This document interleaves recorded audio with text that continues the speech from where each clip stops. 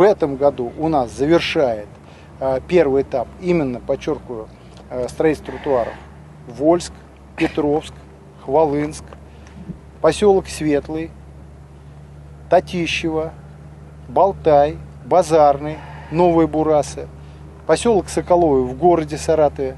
И, насколько знаю, Роман Ильич держит на своем контроле завершение благоустройства в Ершове, в Пугачеве, в Балаково, в Балашове.